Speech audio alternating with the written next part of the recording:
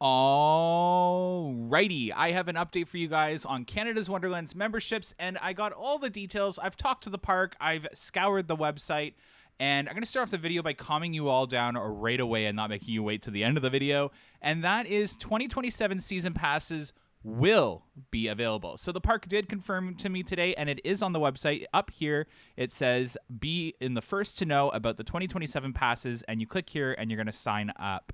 So that is a really good news. All you got to do is sign up here, and you'll get an email that tells you when to buy them. So for those of you that don't want to sign up for the memberships, don't worry. There is still the old, tested, and tried way of buying season passes and not getting into the memberships. But let's talk about the memberships because there is a lot of stress and anxiety over it. I get it. It's new. It's not something we're used to at Canada's Wonderland, and that is definitely leading to a lot of panic. Again, first step to avoid that is just understand that you can still get season passes come 2027. That has been confirmed by Canada's Wonderland to me, and it is also up here on the website. So again, it is still available. Step number 2 is knowing the difference between the two.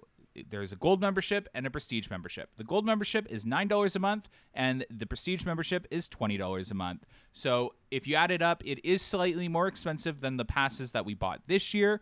I do want to let you guys know, don't expect that pricing again. That was a one-time offer that Six Flags was doing when they bought all the parks to fill the parks. That is not happening. You will not get that same low rate that we got last year heading into this year. So it is going to be that price increase of $9 a month and $20 a month.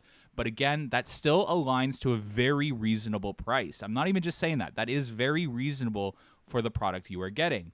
So with that, the Gold Pass does not come with parking like it did last year. Again, that was a free gift from Six Flags to try and flood the parks. So you will have to add a parking pass on to your pass, which we'll go over pricing wise at the end. These passes, these memberships are very cheap when you do the math spread out. There is one product that isn't very cheap. You already know what I'm talking about, but we'll go over that. The one thing I want to stress is my biggest advice after understanding these memberships fully is utilize your season pass. Let your season pass go until December 31st or January 1st, whenever it works until and Winterfest ends, and then buy your membership. Do not buy your membership early. You want your membership to be utilized correctly because the membership is a 12-month program. You want to get your membership the minute that Canada's Wonderland closes for the season so that it works until the end of the season next year. That's my best advice I could give you to utilize that membership to the best of your ability. Is definitely don't get it until your season pass runs out so that you are then working it into it. Now, there are a lot of people who haven't used the Easy Pay who are complaining, like, oh, well, it's a subscription. Well, at the end of the day, if you were using Easy Pay, it is the same system. It's not changed. It's what most people were using to get their season passes. And again, if you do not want to optimize or get into that membership or payment plan, you can still get season passes and pay in full. So don't worry. Outside of that, they do not get you into the haunted attractions, the memberships, or the season passes. So haunted attractions are an upcharge this year. The all-season fast lane is $165 a month. So it is that ridiculous price that we did see that Canada's Wonderland has dropped. But again, in their defense, Fastlane was never meant to be super affordable. It is a luxury item. And they do have to charge it based off of what they have. Now, on the counter, do I think Canada's Wonderland is quite at the level that they should be charging the price that they're charging? No. But there is a problem that they are currently working through, and that is a lot of Americans have been buying Canada's Wonderland season passes because it saves them some money. Now, on the contrary, there are some people who are buying other parks passes now that have kind of redirected that. Well, for example, Dorney Park, King's Dominion, they offer a cheaper product.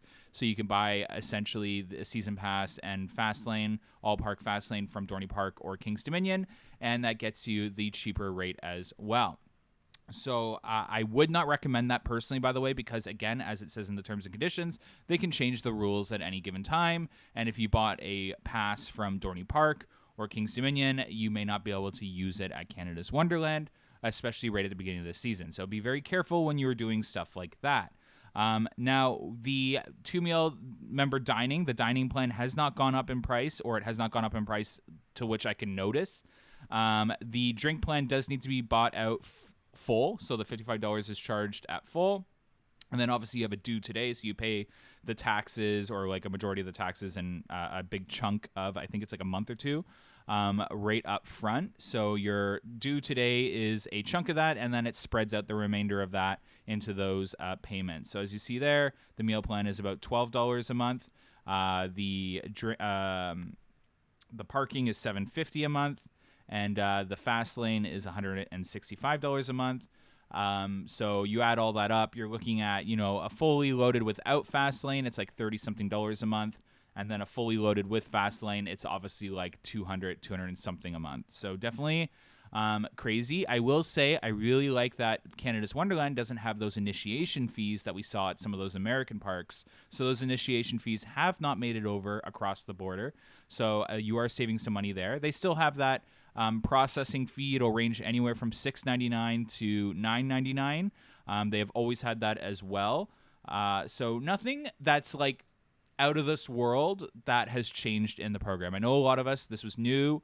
Some of us were really nervous, but essentially it is the same program outside of, for those of you that paid for your passes in full. And there was a lot of gray area if the season passes were permanently gone because they are listed as sold out, unlike the other parks in the States. But don't worry, they're coming back. So hopefully all the information that I've presented to you today helps answer that. Again, the last thing I want to say for those is this is a common trend where Fastlane has gone up in price throughout the season, and then come 2027 pass drop, it drops down back a little bit. Now, do I expect $1,249 for all season Fastlane right away? No. Do I expect $699? Absolutely not. So they've gotten rid of the park Fastlane, and it's now all park Fastlane. I do not know or can confirm or not confirm if it is going to come back next year. The park can't comment on their 2027 pass lineup, so I didn't get any information there for you guys. But I will say, don't expect that massive price we're seeing there. I would expect anywhere from $899 to maybe $1,000, $999 if you get it right away. Now, that is where things get complicated. For those, when I just gave you the advice to wait until the end of the season, if you are getting all season Fastlane, if you see a low price, I would get your membership right away because the prices go up based on demand. The more they sell, the higher that price goes. So for all season Fastlane buyers, I would buy your pass and ignore my advice about waiting until the end of the season. When they drop that sale, it is going to be one of the lowest prices we see unless they don't perform as well as expected and they have to drop an even lower sale. So there is no guarantee that that first 2027 launch is going to be your lowest price. Again, it all comes down to how the business performs. Hopefully this video helped answer any of your questions that you may have. If you have any further ones, comment down below. I'll be discussing further with the park, so if you have any further questions, I'll try and get them answered and maybe update you guys later. Have a good one, guys. Bye.